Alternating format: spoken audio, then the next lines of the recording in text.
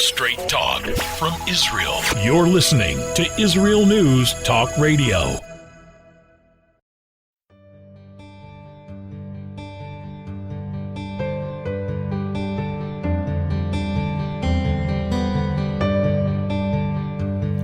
Hello and welcome to Soul Talk. This is Leora Mandel. I'll be joined with Rabbi David Aaron after the break. I have an honest question to ask all of you. How are you doing? And this is the question we actually each need to ask ourselves. How am I doing? I'm asking this specifically. This is a question we should really ask ourselves on a somewhat regular basis, but specifically now with this time period, I'll call it the Corona time period. We're all in the midst of so much change, so many unknowns. Our lives have been overturned. Some of us have been more directly affected than others within health, within finances, within the fear, the question marks of what's going on. But I think everybody in some way has been affected by what's happening. And how are you doing with everything that's happening? Are you positive? Are you feeling good about the positive side effects of what's happened with Corona? Or are you overwhelmed by the challenges, the fear, the pain that you may be experiencing from what's happening? Now, obviously, the answer to this question will somewhat depend on what are your life circumstances right now.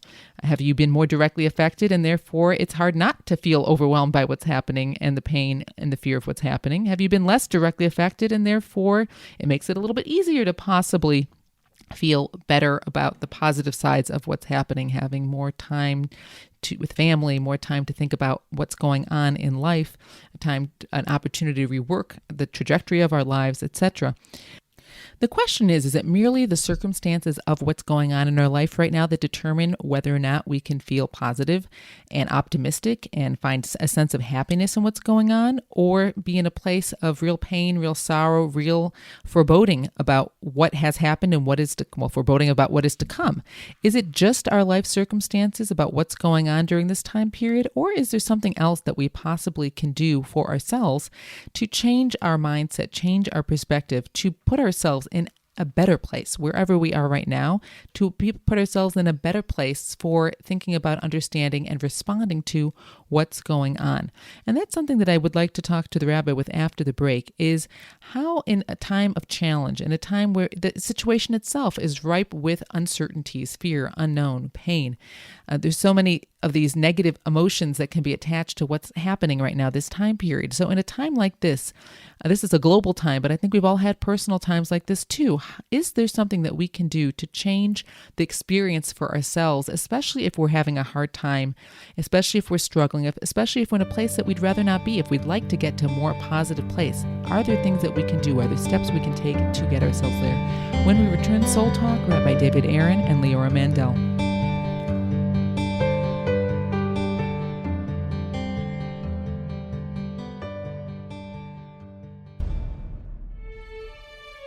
Israel is located in one of the most volatile areas in the world. Israel is an island of stability in a sea of war and unrest. In the midst of this turmoil, Israel stands out as a beacon of order and human progress. Each week we update you on what's happening in this, the Jewish state, a true light unto the nations. This is Jay Shapiro. Join me every Thursday on Israel News Talk Radio.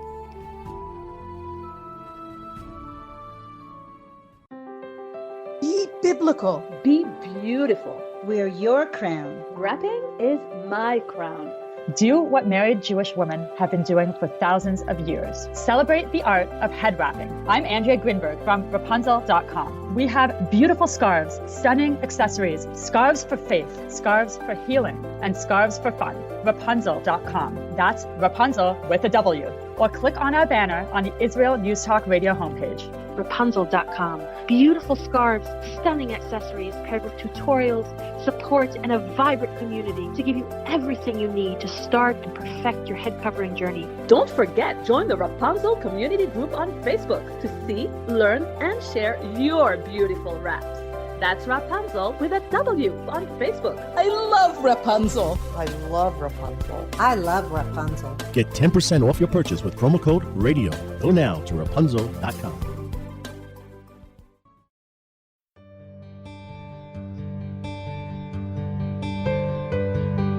Hello and welcome to Soul Talk. This is Leora Mandel with Rabbi David Aaron. Rabbi Aaron, we all find ourselves in the midst of this time period of what I'd call the time period of Corona.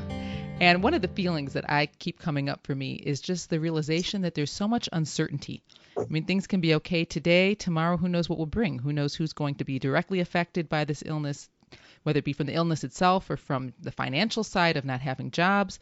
And there's just so much uncertainty, even in the smaller ways of our kids going to be going back to school or not. And I find myself talking to people, and I think there's a common thread of a lot of anxiety, a lot of feeling stressed out, a lot of having a challenge living with this feeling of uncertainty. And on the one hand, there's a lot of beauty and a lot of goodness during this time period. There's the fact that we have more time with our family, and that I think many of us are reprioritizing what really is important in life. And yet sometimes it seems as though that happiness is overshadowed by the challenges of the time too. So what I want to discuss with you today is how can we, to some degree, life often brings times like this, but I think this is a global time of this aspect of there's uncertainty, there's fear, but at the same time, how do we maintain a sense of happiness and positivity during this challenging time? Sure. Well, one thing we know for sure is that nothing's for sure. And that's not news. That's not new news. It's like it was always just simply a illusion that we thought that we could be sure what's going to happen. But this period is reminding us that really the way things are is not according to our plans all the time. And we can never count on anything being for sure, except one thing, which is not a thing, which is the power of the choices that we make in the face of what's going on. And that's what we have to do.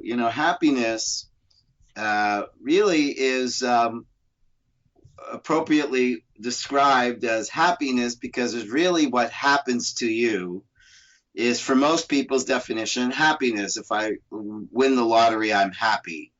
If I get that new job, I'm happy. But if my happiness is based on what happens and it's out of my control, then I am forever a servant to, or a slave to, or a victim of circumstances. And therefore, happiness is the roll of a dice. But I think we would maybe distinguish happiness from joy, whereby joy is a choice. To choose what I'm going to focus on and how I'm going to respond to whatever situation is going to come my way. I don't have a choice in many of the events that come my way, but I do have a choice on how I'm going to interpret that event, how I'm going to use that event for growth, and in that we can find joy. So we have to look at every situation and ask ourselves, what are the choices that I can make? Is the way I'm looking at this situation helping me, or is the way I'm looking at this situation hurting me? But to understand that the way you look at the situation is your choice.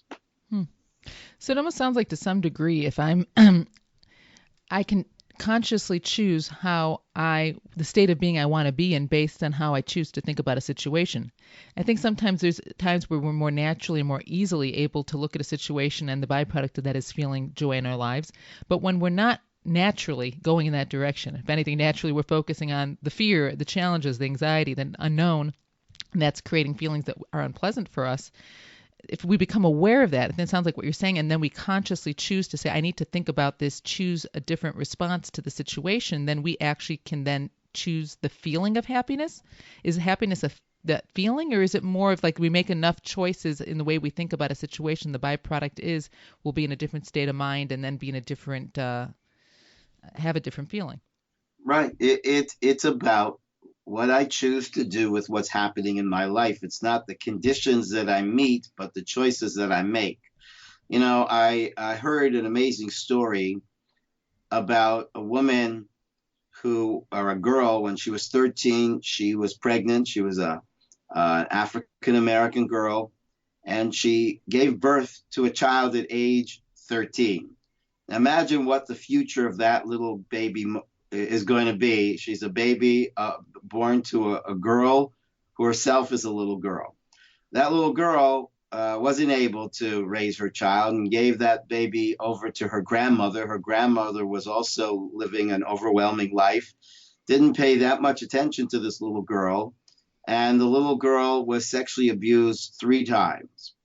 That little girl eventually, when she turned 13, she also got pregnant, just like her mother, and she gave birth to a stillborn. The girl had somewhat of a nervous breakdown and was put into a mental health center, but the mental health center didn't have enough beds. So after 3 days, she was released to a man who claimed that she was her father that she had never met in her life. Now, when we hear this story, I think we all would anticipate that the future of this girl is pretty much set and she's heading for disaster. But this is the story of Oprah Winfrey. And she obviously made different choices. So when people look at their, when people look at their past or look at what's going on, they have to understand that your biggest choice in life is what's the story you're going to tell yourself of what's happening. Am I going to tell myself a story that this is I'm a victim and I am doomed, or I am being challenged and this is an opportunity? So if one finds themselves in the midst of a story that's in the I'm challenged, I'm doomed, I don't know how I'm going to handle this, that going in that direction, how can one stop oneself to change the script?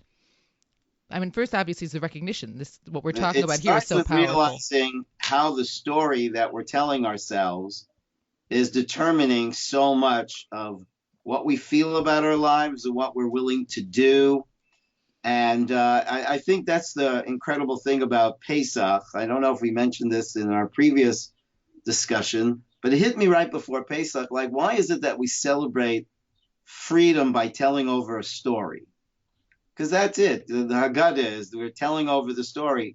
And I realized because your ultimate freedom is the story you tell yourself.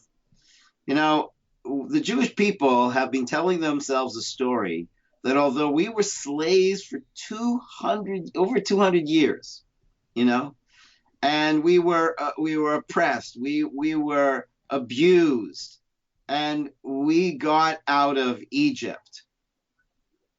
That's a story that, and the story we tell ourselves is that God loves us and God cares about us and God is on our side and God is seeking to bring us to the highest level of liberation. Another person could look at the story and say, who needs his liberation and who needs his slavery? He put me in Egypt in the first place. But what's the story you choose to say to yourself will determine what is going to be your future.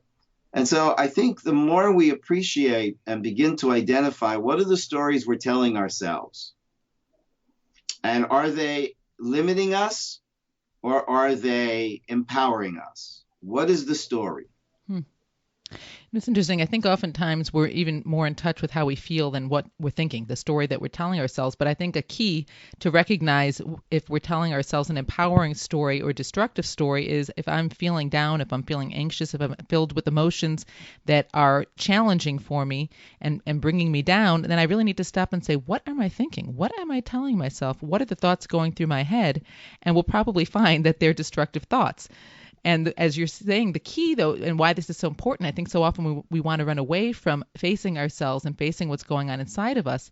But what you're sharing here, Rabbi, is that if we can recognize that we're telling ourselves a destructive story, then we also have the power to stop that story, rewrite it into something much more empowering.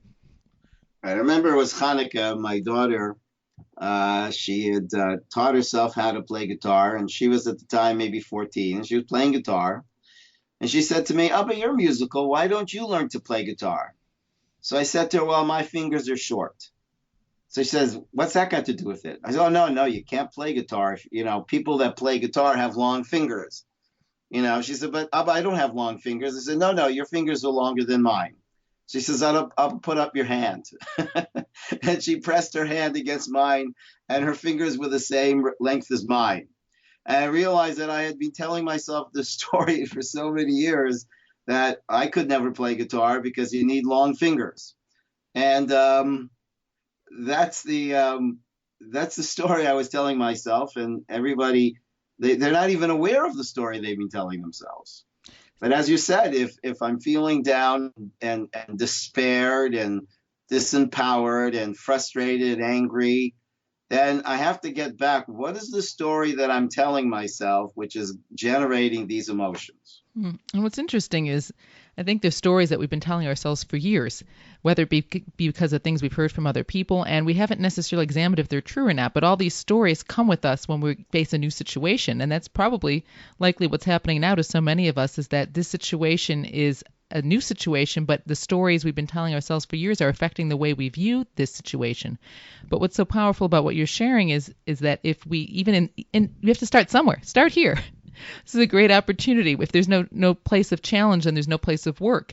So this is really right now even a great opportunity to sort of say, how am I going to choose to see this specific situation and become more aware of the thoughts that I have about it, and then I can rework my whole perspective on it. Exactly. What's also amazing about what you're sharing is that it really takes a situation that could seem like a challenge, again, all these feelings of fear, anxiety, uncertainty.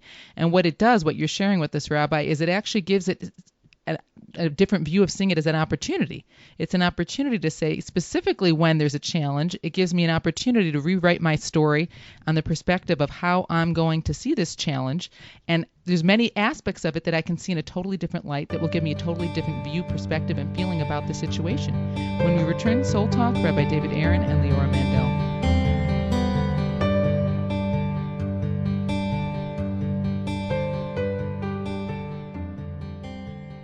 The Tamar Yona Show. Tamar? She's sassy. She's smart. She's funny. But she's also a real Jewish mother. Hi, everybody. I'm Tamar Yona. And yes, I can be all of those things. But at Israel News Talk Radio, I'm here to bring you the news stories and guests that you may not hear anywhere else. Join me live on air Sundays, Mondays, and Tuesdays for the most unique and bold talk radio in Israel. The Tamar Yona Show.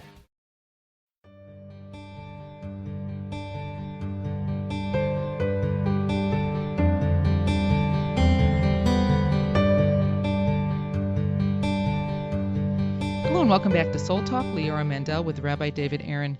Rabbi Aaron, you shared so many powerful ideas about how to approach the corona situation, but this is really about life, meaning when we have a situation like we have right now where there's so many feelings of what's going to be, uncertainty, anxiety, fear, but that practice we have of recognizing the way we tell ourselves the story of how we see this situation will affect how we feel about it, how we respond to it, what it does to us. And this is obviously true in our whole life situation.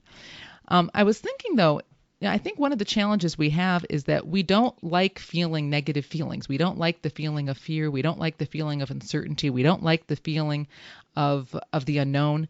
And at the same time, though, the more we resist it, the stronger those feelings get. So how can we, in part of retelling our story, how can we, so to speak, embrace some of these, what we feel are negative emotions we normally wouldn't want to sit with? At the same time, I do feel that the more we resist them, the stronger they get and the stronger they take over our story. Well, what if we looked at the world as one big gym? And imagine, I remember hearing this one comedian said that I signed up for a gym, but I stopped because they kept asking me to pick up heavy things. That's why you're in a gym. If you're not picking up heavy things, then you're not building muscles.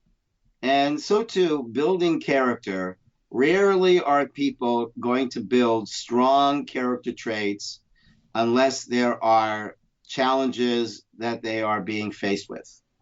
That's just the way it is, And so if a person says, okay, Hashem has now put me into what I call the Soul Olympics, not the Olympics, but the Soul Olympics. And if we're in this situation, then Hashem, who is my coach and who is training me to win the gold medal, knows what challenges I need, what weights I need to lift up, what jumps I need to make, what obstacle I need to face. And if I take that attitude, then that will be a winning attitude. if I take the attitude that this is just, life was supposed to be an amusement park and it's not, and I'm going to just wait until the situation gets fixed so we can go back to living in an amusement park. Very few people's lives have ever been really lived in an amusement park. And but it's in this kind of park, which is more like a ropes course, we're being challenged to build, muscles, but not just physical muscles. We're being challenged to build spiritual muscles, character strengths. I keep thinking of children because I feel like we all have to parent ourselves even as adults. But as a parent of young children, you're more aware of the whole concept of, it's like starting out when a child learns to walk. When they fall, you recognize that's part of the process of they're strengthening their muscles so that they can actually learn to hold themselves up. And if they didn't fall, they wouldn't learn. And there's always this challenge of, on the one hand, you want to protect your child from feeling frustration and disappointment and pain and fear. On the other hand, there's an aspect of you have to prepare them for the world. And there's this aspect of all that within ourselves too, is there's a part of us that just, we want to be in that amusement park. We don't necessarily want to have to work out and build muscle. On the other hand, when we do build muscle, build character, and you're right, it does come through challenge. We actually do feel much better about ourselves, likely because we actually realize we're actually fulfilling our potential. If we're just sitting back and not doing much, we're just literally deteriorating instead of strengthening ourselves and growing. And at the same time, as much as we know that, there's a part of us, and I think a lot of us can relate to this with the gym. How many people know I've been having this recently too, I would do so much better. I belong to a women's gym, but right now it's closed. And I keep thinking there's all these amazing opportunities online that I can just open up my computer and do a yoga class. And yet I keep finding myself not doing it. And there's my head telling myself, you'd feel so much better, just do it, make the time, prioritize it. And yet I find I'm just not doing it. And I think this is also so true oftentimes about what you're saying. The world is a gym. If we recognize that we could approach challenges as I'm building myself, I'm building character, don't run away from it. This is an opportunity. I would feel better afterwards. And yet it's like going to the gym. Sometimes we just shut the screen. No, I'm not turning it on, because there's a part of us that's still resisting. So how do we get over that part of us that's resisting, recognizing, and embracing the challenge as opportunity? Well, so there's a couple of things that come to my mind. A story about a fellow who came to Rabbi Nachman and, shared with him some challenges he has. And Rabbi Nachman says, well, you have to change. And the fellow said, yes, Rabbi, but how do I change? And he said, you change. And he says, yes, of course, but how do I change? And he said, you change. So first of all, people want someone to tell them how to change when really it's a choice. And that's just it. The question is, how do I get myself to make the choice? So I remember one of my teachers pointed out, it was during Elul, which is we're preparing ourselves for Rosh Hashanah. It's a time to make changes. And he said, imagine you got this guy and he wakes up in the morning and he's late for work, and without noticing it, he grabs the first tie on the rack. He throws it on and doesn't pay attention that the tie he's wearing is absolutely not a match with the shirt and the sports jacket, and he looks ridiculous. Now, how hard is it, he said, is it to take that tie off? It's not hard. It's very easy to take the tie off. Why is that hard? So why doesn't he take the tie off? Because he doesn't realize how ridiculous he looks. But as soon as he would look himself in the mirror, it would be, So really, change starts with an awareness how what I'm doing does not fit me. This just does not fit me. And I remember when I started dating, I got involved with a woman who was taller than me. Now, I'm not saying that that's a problem. My mother-in-law was taller than my father-in-law, but I didn't even so much notice it because most people I know are taller than me, and so it wasn't something I was not used to. And we were in the lobby of the Plaza Hotel. At that time, it was called the Plaza Hotel. And today, it's called the Leonardo. And the lobby of the hotel is filled with windows. And at night, windows kind of turn into mirrors. So we're sitting in the lobby and we're talking. And then we got up to leave. And I noticed in the window reflection a short guy next to a very tall woman. And I thought to myself, what an odd looking couple. And then I realized that that was me and her. And at that point, it was just obvious to me that we're not a couple. Even though, again, I'm not saying that a short guy can't be married to a tall woman. That's not my point. My point is me as a short guy was not really for me to be married to a tall woman. But why didn't I see that? Because I couldn't step outside myself. The beginning of change is to step outside yourself and look at yourself. And sometimes it's so hard to do that. We have to ask someone that we really trust and knows loves us and says, what do you see in me? What can I change? Because sometimes we can't change because we don't see how silly the tie looks and maybe somebody outside ourselves. Now, self-awareness is that ability to step outside ourselves and look at ourselves. But sometimes that's very, very difficult. But there are all lots of people. Everybody else I know is outside of me. And there are people that you can trust and that you know love you and have the courage to say, what is it that you see in me that I need to change?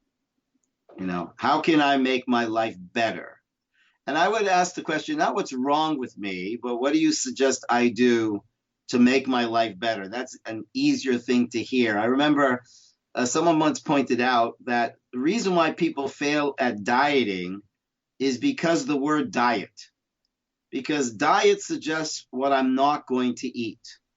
And they found that more people lost weight when they would stop dieting but start eating healthy.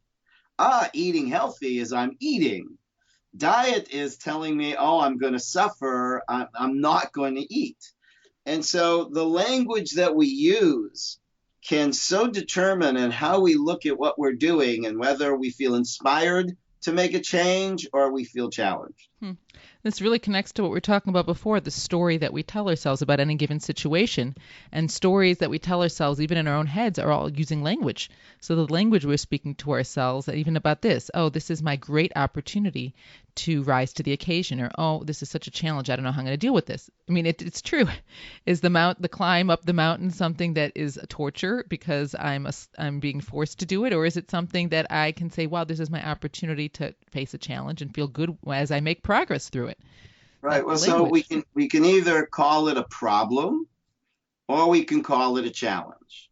We could either call it torture or we could call it a test. And a test means this is an opportunity for me to demonstrate strength of character. Torture is this is an opportunity for me to just, tank. But the words we're using, we need to understand that what you say, you're listening to. And so the first step in change is to change the way you're talking about your situation. One of the things that I found personally very helpful, because I think sometimes it can be, and this is something that I've even become aware of on the show we've been doing together, is we're not even always aware of the language that we use and how sometimes that it can be very negative and be creating a story that's not the story we want for ourselves. So when we're working on this, I personally, again, have found that sometimes if I come up with a mantra, like all is good, all is good, all is good, and I just keep repeating that, and especially if I'm not necessarily feeling good, but if I'd like to think better, then that mantra, because again, our thoughts are sometimes go so much faster, we're not even always aware of how they are affecting us. But if I can, as soon as I catch myself feeling things are not good, I keep saying this mantra, all is good, all is good, all is good. And it feel like it reboots my thinking into a more positive direction. When we return to Soul Talk, Rabbi David Aaron and Leora Mandel.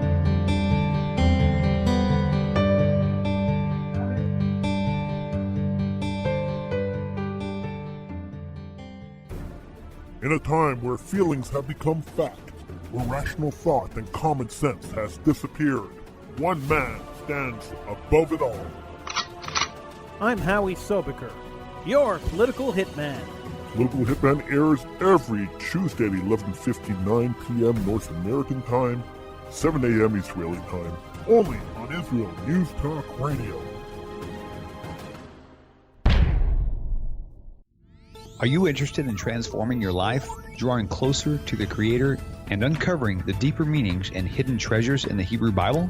Then join me, Rav Yitzhak Michelson, and me, William Hall, on the Science of Kabbalah, where we are seeking to narrow the gap between what we understand of our physical and spiritual worlds. So make sure to tune in every Tuesday at 5 p.m. Israel time, 10 a.m. Eastern Standard Time, here on Israel News Talk Radio.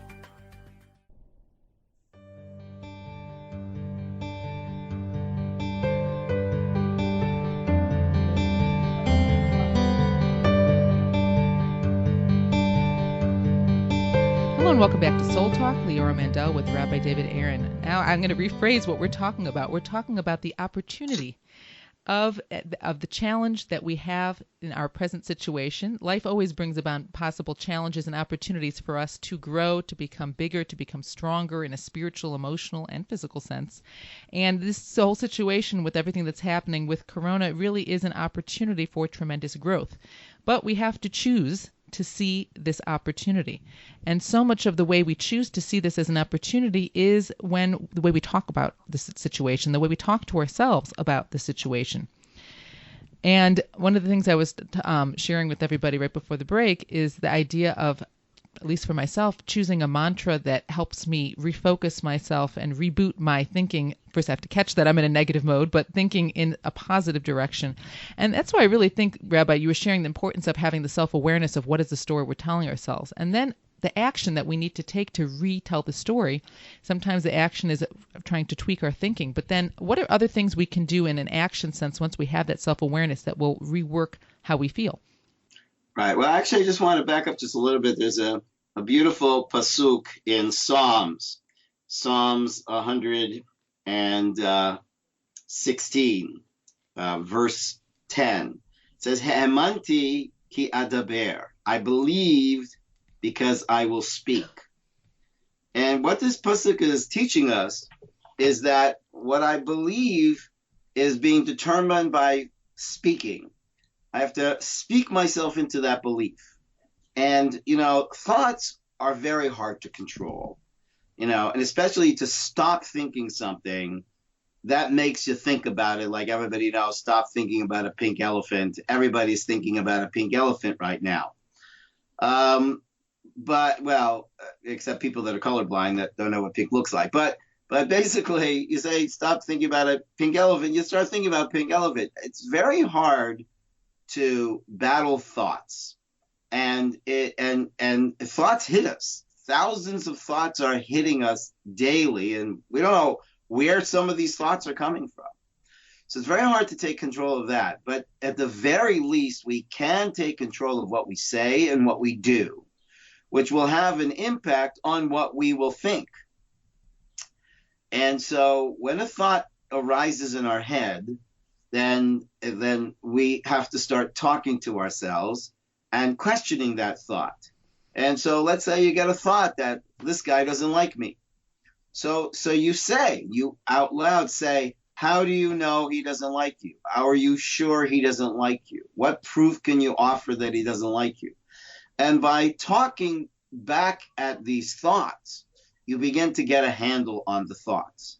But the speaking is the secret to faith. Manti ki adaber. I believed because I will speak.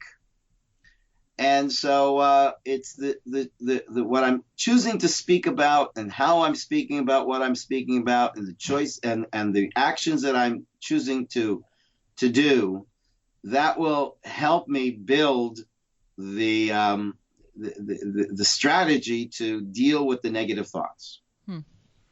That is very powerful.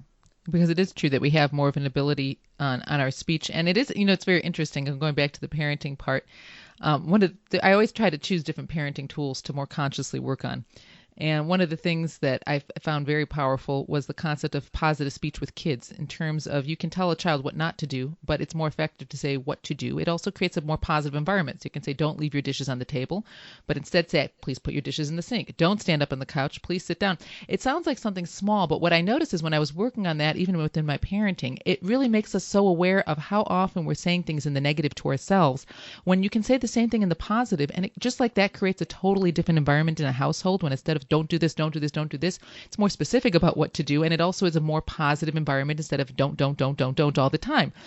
Same thing for ourselves, that if we could really, again, sometimes I think we almost have to take some time for ourselves and just like a thought reader to see where am I going and how do I switch this same feeling that right now might be negative? How can I consciously say it to myself in the positive?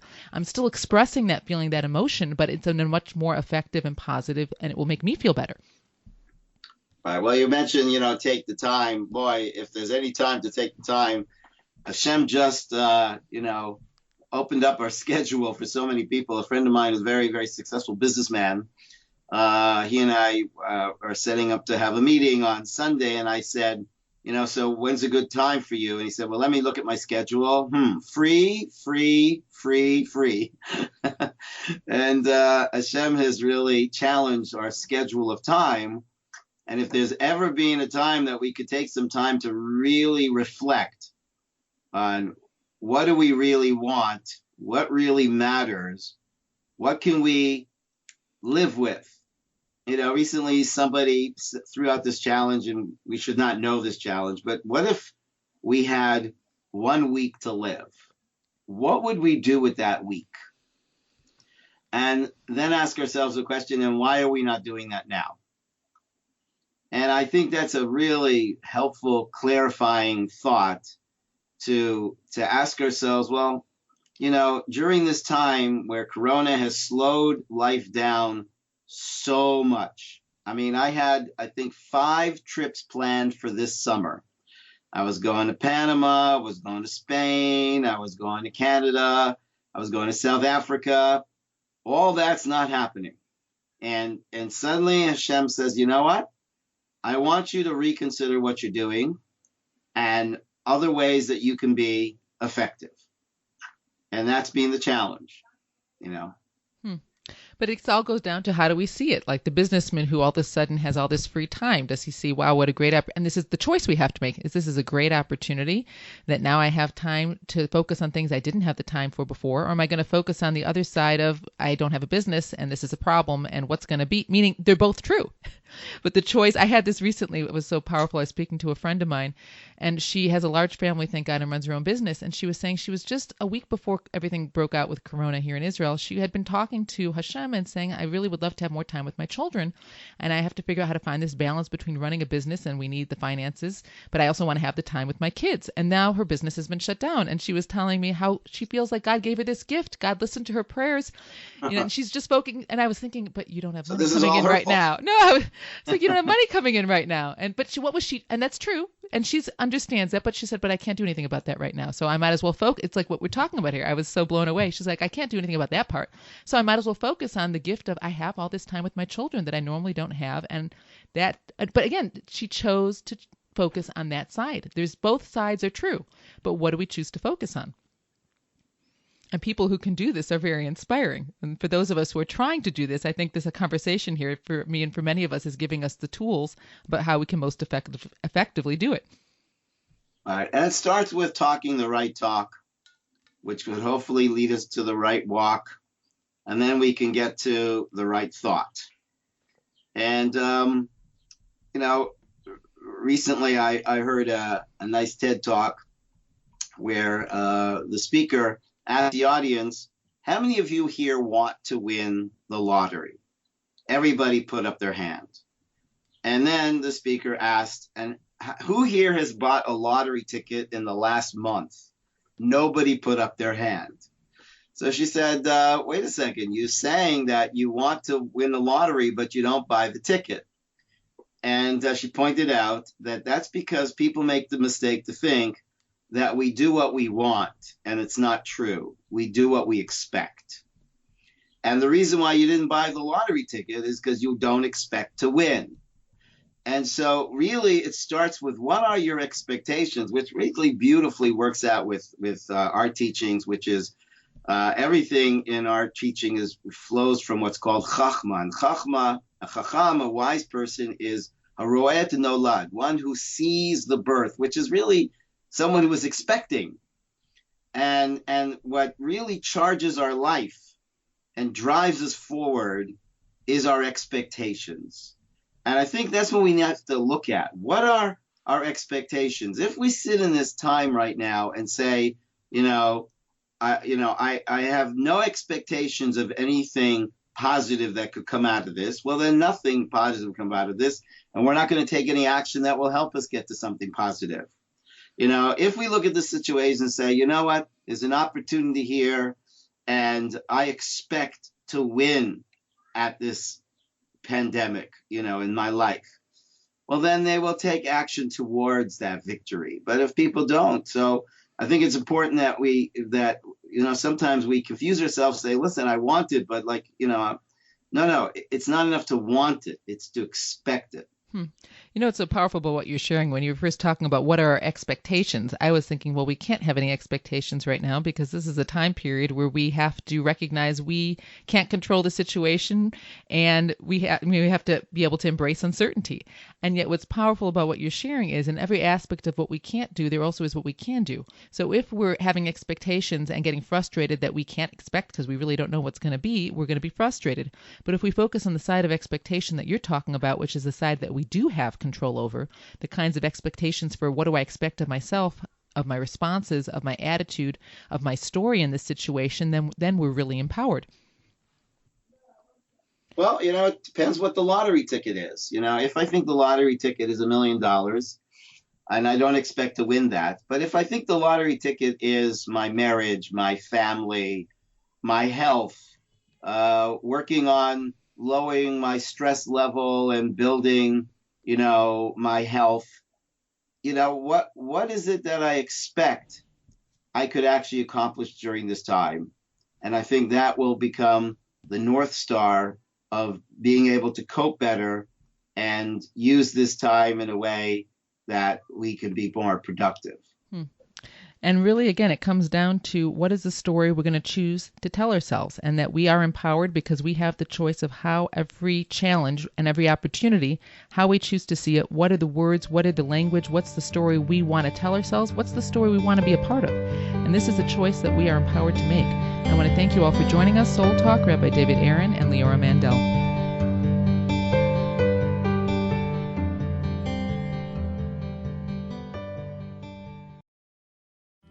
Where can you get the inside news on Israel? At Israel News Talk Radio, we're dedicated to sharing Israel's inside story with the world by providing our listeners with news on Israeli politics, current affairs, and Israeli Jewish culture.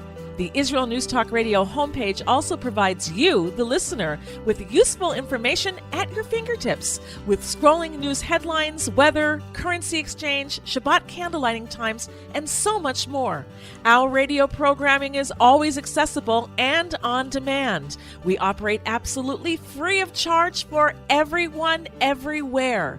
If you love what we do, partner with us now by becoming an Israel News Talk Radio supporter. With your support, you'll be inscribed on our Israel News Talk Radio Wall of Fame. There's nothing like us in the world. Be part of something great. Israel News Talk Radio. Straight talk from Israel. Howdy, this is Rita from League City, Texas, now living in Israel. And though my heart may have belonged to Texas, it now belongs to Israel and all the fantastic show hosts at Israel News Talk Radio. Hi, this is Michael Solomon from Kiryat Arba, Israel. And why do I love listening to Israel News Talk Radio? Because I love listening to the interesting interviews they do and their news reporting that most other media sources don't cover. Hey, this is Nicoleko from Malmö, Sweden. It gets pretty cold here in Sweden, so I love cuddling up with a warm cup of tea while I listen to Israel News Talk Radio. Hey everybody, this is Frank Morris from Tennessee. Me and my dog Buster really love listening to Israel News Talk Radio. You're listening to Israel News Talk Radio.